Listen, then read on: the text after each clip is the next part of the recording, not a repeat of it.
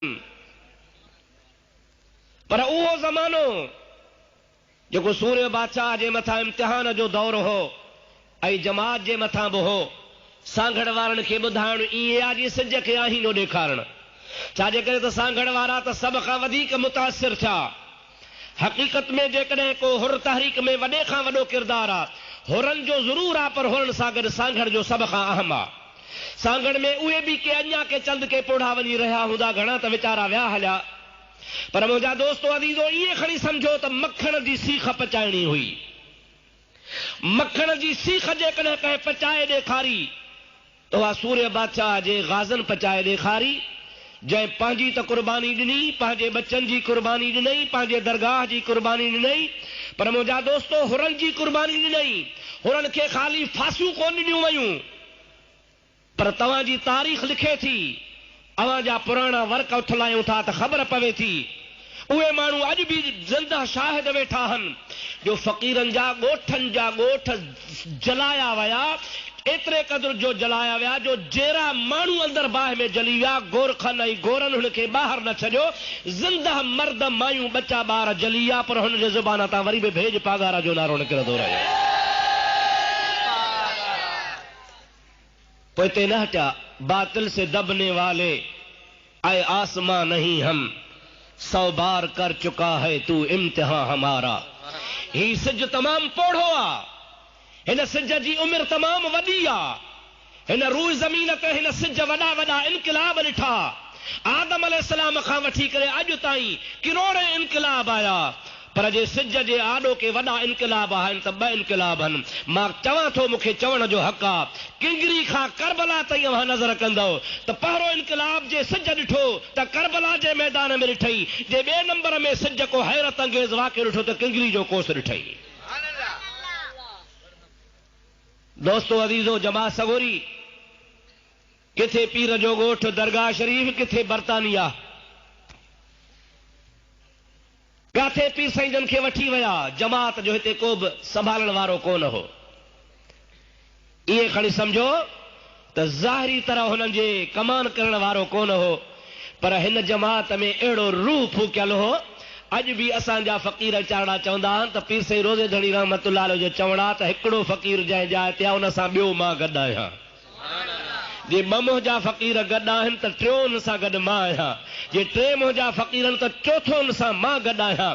अगरचे मुंहिंजा अदा असां खां रूहानी रहबर ज़ाहिर में जुदा कयो वियो हुयो, असां नंढड़का कोन हुआसीं, लेकिन जमात इन जे बावजूद बि उन जज़्बे सां लड़ी रही हुई जो जेकॾहिं असांजो रूहानी पेशवा शहीद थी चुको हो, उन जा साहबज़ादा बर्तानिया में हुया, पर हर फ़क़ीर जो इहो नज़रियो त पीर साईं असां सां गॾु आहे ऐं उन जज़्बे सां लड़ी रहिया हुआ।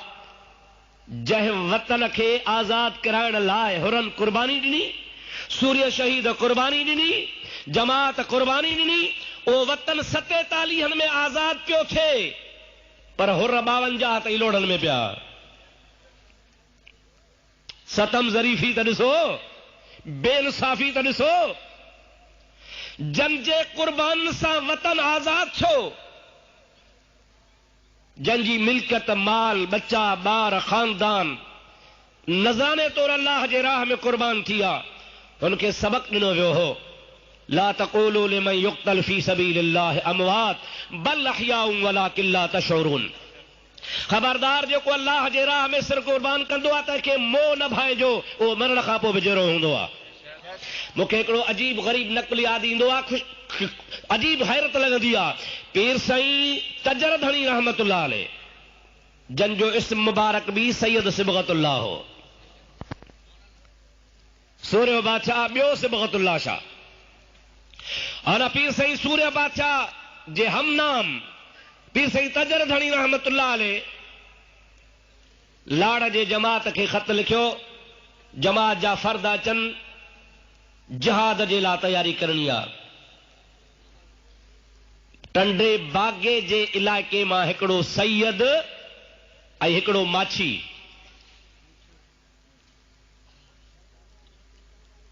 दरगाह शरीफ़ ते तलवारूं उन ज़माने में हूं ॿधी खणी आया। पीर साईं सरदार खे अर्ज़ कयूं, क़िबला तव्हांजे हुकुम ते आया हूं, अवां हुकुम फरमायो हो जिहाद जे लाइ असांजो सिर क़बूल पवे। पाण फरमायूं अल्लाह ताला तव्हांजो सिर सलामत रखे, अल्लाह ताला अव्हां जे जज़्बे जे करे तव्हांखे जन्नत ॾींदो। ॾिसो सभिनी आमीन चई न, सुठी ॻाल्हि आहे न। लेकिन मां तव्हांजी ख़िदमत में अर्ज़ कयां न, माछी फ़क़ीर कहिड़ो जवाब ॾिनो? अल्लाह अकबर, सोनहरी अखरनि सां लिखण जहिड़ो आहे। पैसे फरमायो अल्लाह तव्हांखे जन्नत ॾींदो। ख़ुशी जहिड़ी ॻाल्हि आहे जो मुर्शिद दुआ करे जन्नत मिले। पर माछी फ़क़ीर थो चए क़िबला जन्नत बन्नत जी मूंखे ख़बर कान्हे का, मां त तुंहिंजे हुकुम ते आयो आहियां। पीर से कोटधणी बादशाह रहमतुल्लाह अलैह खे हिकिड़े फ़क़ीर चयो, उनजो नालो बि मूंखे ईंदो आहे, उनजी ज़ात जी बि ख़बर आहे, पर नालो बि कोन थो ॿुधायां, ज़ात बि कोन थो खणा, मतां को माइट वेठो हुजेसि। पीर साईं खे चई क़िबला में को दुआ कर त में को जन्नत मिले। पीर साईं सरदार चयो बाबा हथ खणो, फ़क़ीर लाइ दुआ घुरो। पीर साईं हथ कया चए झल झल। चए क्यों सही? चए ओ क़यामत वाली जन्नत न, फलाणी माई जन्नत मिले।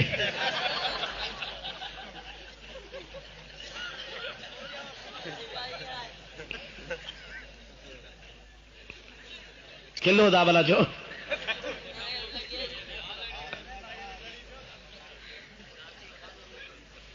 फ़क़ीरनि जा ट्रोपा हल बि पंहिंजा।